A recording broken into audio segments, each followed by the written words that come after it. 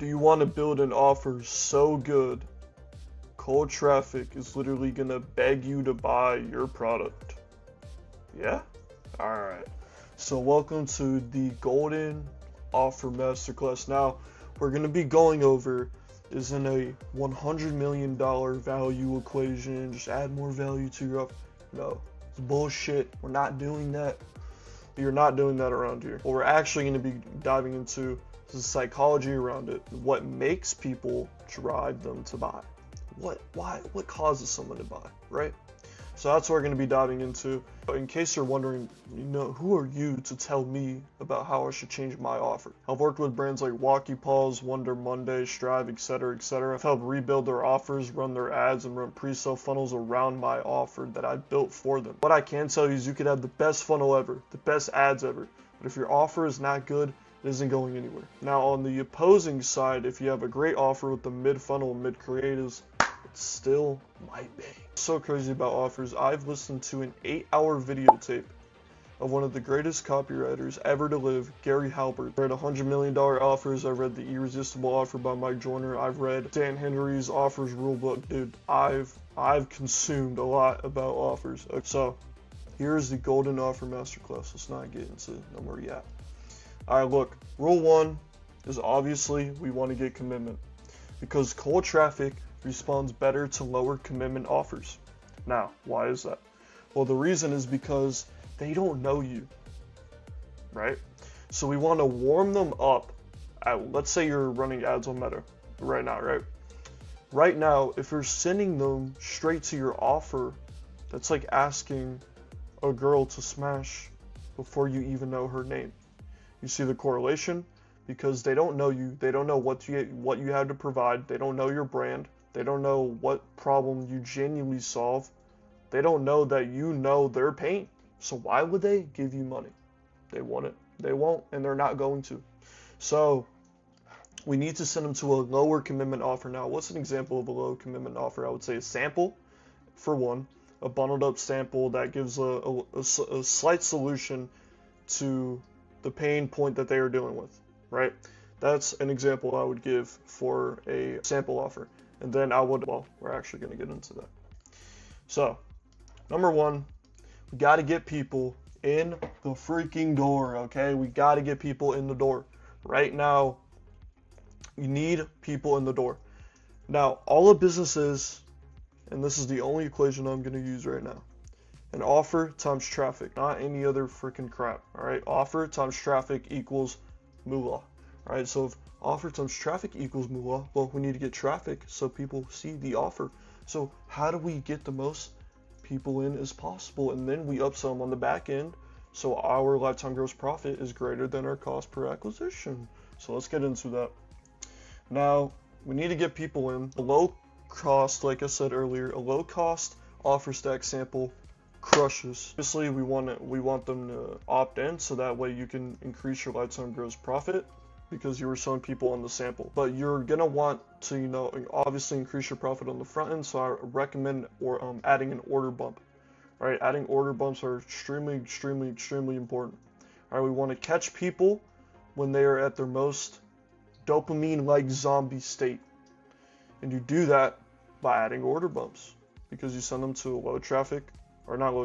low cost offer, and then they're like, hey, look, do you want this for like 20 more? Might as well get the full thing. And they're like, okay, I'm gonna do it anyways. Some people are gonna just do the sample. They're gonna be like, nah, let me get the sample. They try it and they're like, oh my gosh, it's amazing, I gotta buy some more. Boom.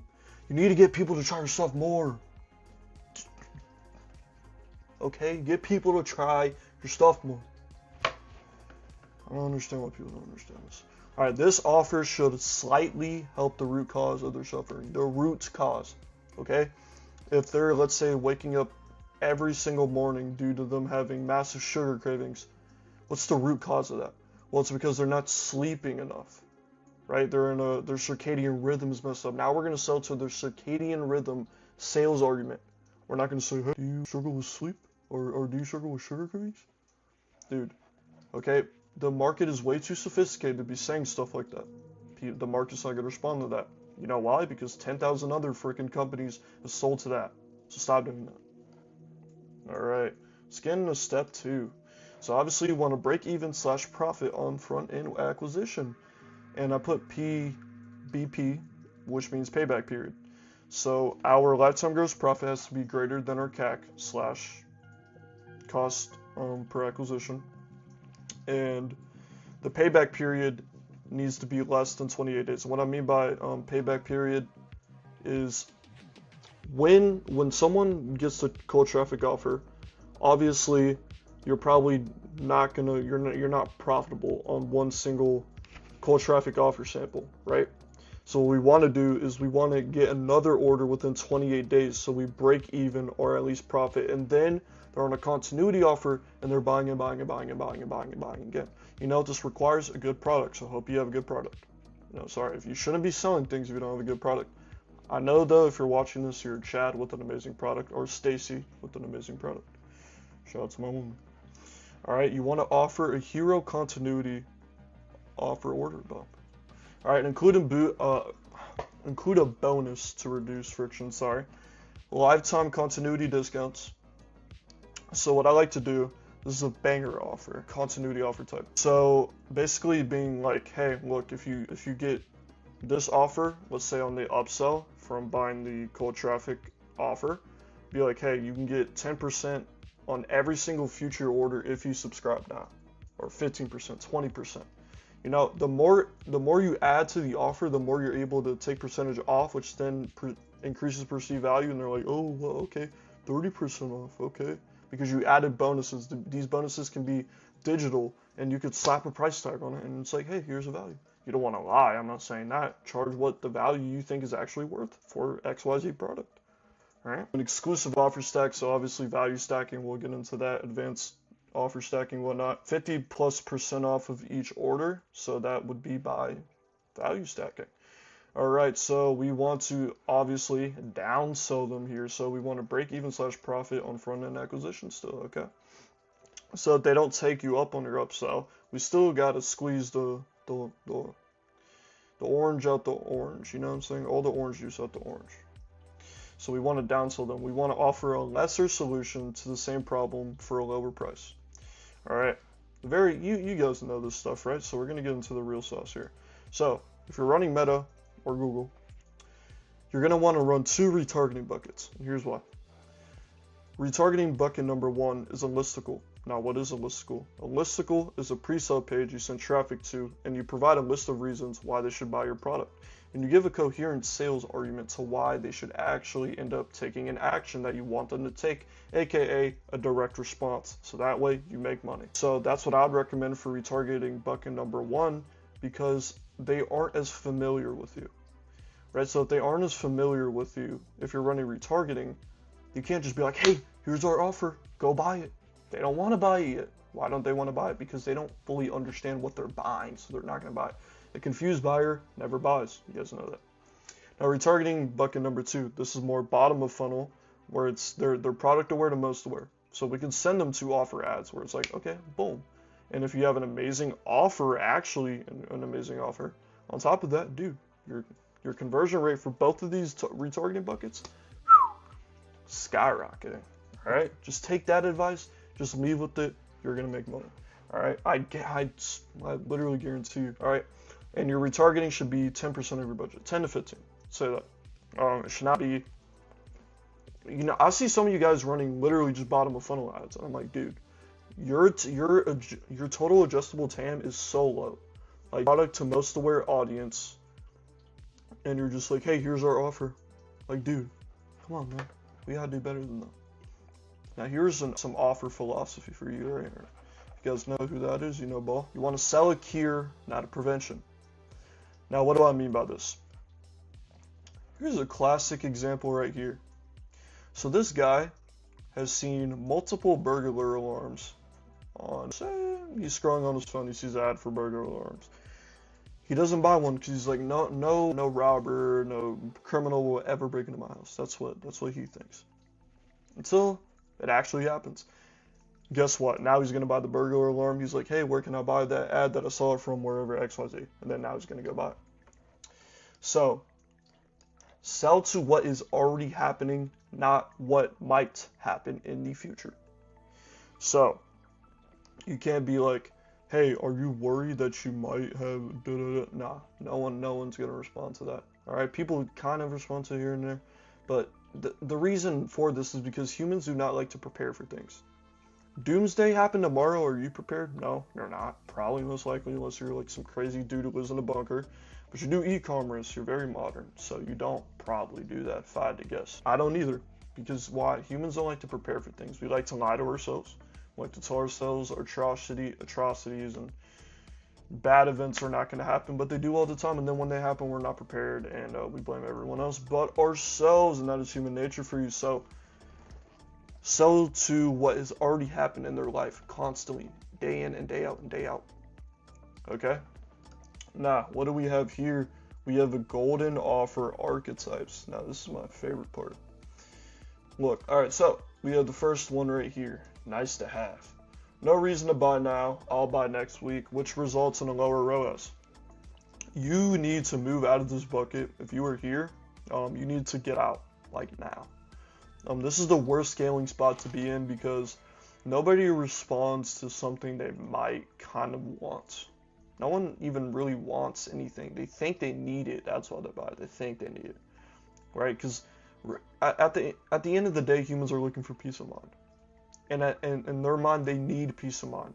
They don't need the product that's getting them the peace of mind, but they need peace of mind. That's what they need, quote unquote, right?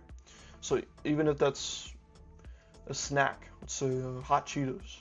You don't need hot Cheetos to live, but without hot Cheetos, you know, this dopamine frenzy is not going to get resolved, and it's a cycle, so they need to eat hot Cheetos to resolve that cycle, so that way they get peace of mind, and they need peace of mind, so they've achieved it.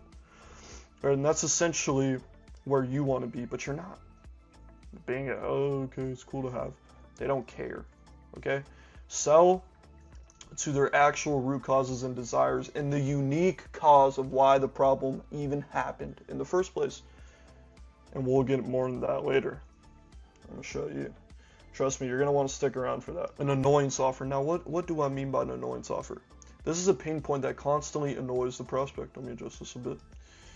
So you should at least be here, right? I mean, if you're a nice to have, you can easily shift the messaging and be over to an annoyance type offer. Scalable, but there are better archetypes. So there's two more that we'll get into. But I hope you're selling to at least a pain point that annoys the prospect. If not, you need to shift your positioning, your messaging, to where you're selling to an actual pain point that gets someone, or it's like, damn, like, you know what I mean? Sell to the underlying cause and the root cause of that. Now, an insomnia prospect loses sleep over this pain point. Now, it doesn't just annoy them. They lose sleep over it. So let's say their wife called, let's say this dude and his wife are watching a movie together, right? She sees Arnold Schwarzenegger on Terminator and calls him super hot. And then he's like, am I hot like that? I used to be in shape. She's like, no, but you know, I still love you. Dude. He's not sleeping that night. You know what I'm saying? Why? Well, because he wants his wife to find him attractive, and he cannot stand that his friends are calling him fat. He's got a little chubby. He cannot stand that his wife does not find him attractive. He wants respect, attraction, companionship. He wants all these different things, right? And it's causing him to like kind of lose his mind. So that's where we kind of want to be. We want to scoop in and bridge that gap and be like, hey, dude, we got you. And then we provide our offer stack. What we do, there's no risk at all. We'll freaking come to your house. We'll buy your groceries. We'll take you to the gym with us. We'll spend the money on gas. We'll fly out to you every time we hit the gym. Everything. We want to reduce the risk as much as possible because we want to, I'm not saying you literally have to do that, but we have to reduce risk as much as possible because humans do not like getting up off their ass and doing things. Not me, not you, right? That's why people order pizza. They don't want to go in and grab it. I mean, sometimes it might, if you feel like driving. But what would you rather like? You would like to pay an extra couple dollars so you could sit your ass on the couch and watch your football game, right? I mean, it's just the way it is, And that's where you come in and make money. So sell the root cause of the pain point. Simply goated. You could realistically be here. If not, you're already here. Just simply shift your messaging. If you want to shift your messaging, that's where you get to go. All right, now a bleeding neck offer. The problem needs to be solved now. Our prospect faces deadly consequences. So if I get shot in the neck, like that, if I get popped in the neck and I'm bleeding everywhere and I'm in the hospital, I'm walking around, I'm dying, like I need to get solved. I will pay every penny in my bank account to solve this. That's how bad it is. If you get here, you will be extremely wealthy. If you have a bleeding neck offer and you're not extremely wealthy, you definitely need to hire a guy like me because you should definitely be up here, you know? Now, it doesn't, when I say bleeding neck, their neck doesn't literally have to be bleeding, but what's the deadly consequence here? Death. The deadly consequence doesn't need to be death, but it needs to be a deadly consequence. So what's a deadly consequence that we could shift to that our prospect will have if they do not take action? That's for you to decide. That's for you to think, right? Now let's get into the next one. Very important part of an offer is this: handling objections, right? If you have the best offer ever, but someone has an objection, oh, it's too good to be true, it's too much money, is it going to do X for me, right? If I sip this, let's say AG1 for example, if I sip this athletic green mix, whatever crap, is it going to make me bloated or make me feel sick, or is it going to taste bad, or is it da-da-da-da, right? We need to be able to handle those objections because it's like, if they're left unresolved, they're not going to buy, because again, a confused buyer does not buy. So your bonus offer stack should handle your ICPs / ideal customer profiles objections, right? So let's say this. Again, for example, the AG1 thing. We include a bonus stack that's like anti-bloat guarantee. It can be anything, any mechanism for that. It can be, we'll include a free pill in there to help dissolve so it doesn't blow. I don't know, literally it does not matter, all right? Because at the end of the day, you have the product. I don't personally know you, but so you know what's best for that specifically, because I don't know you. But if I know you, well, y'all gonna call, then I know you and I can help you. All right. So an example, I feel like it's gonna taste bad, right? Supplement mix, right? It could be beverage, caffeine, right? CBUM right here. Offer stack benefit, taste satisfaction guarantee, or 100% of your money back. Boom, just like that. Now, your bonuses should be more valuable than your core offer, right? This is because it increases the perceived value in their mind of like, wow, I'm getting all this stuff for free. I kind of have to reciprocate it back and I keep buying it, you know? So that's where you come in and you make even more money. Now, this is from my free $1 billion e-commerce swipe file where you could swipe a bunch of offers, but this is more of an implementation checklist, whatnot, right? Now, what primal desires and wants, right? There's a distinction. Primal wants are something that are engraved within our DNA when we are born till the day we die. And wants, what are the learned wants that we adapt to and we foreseeably desire, not in our DNA, but that we want, does our product fulfill? Now, you need to start using these as benefits in your offer and in your ads. So headlines, subheadlines, pages you send them to from traffic, right? So take a good look at this. Pause the video if you want, or you can download the swipe file in the description. Survival, enjoyment of human life, life extension, enjoyment of it, like just check any that fit your criteria, right? Now we have purple ocean position. We're familiar with the blue ocean strategy. A blue ocean strategy is basically the concept that we are in a red ocean is what this would be, this red circle. There's tons of competition, tons of sharks. That's why they call it an ocean.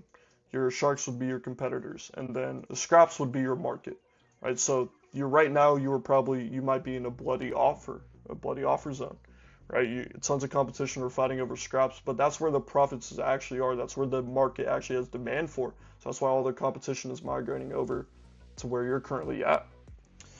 And then you have a blue ocean. There's hardly any competition, but there's hardly any market, right? So there's no competition, but there's hardly any market. So where do we go? We collide in the middle. There's some competition, but there's a wider net market. So that means more money for you, less competition for you, and that's exactly what you want.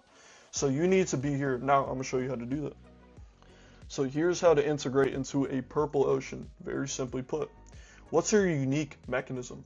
So what's your process to getting your prospect to their desired state? 2, what's the unique cause of your prospect? What is unique about the segment of your market's problems that your unique mechanism solves? What offer stack can you put together that does number 1 and 2? Now this is literally, I don't even know why I put a rule. I should have put a law here.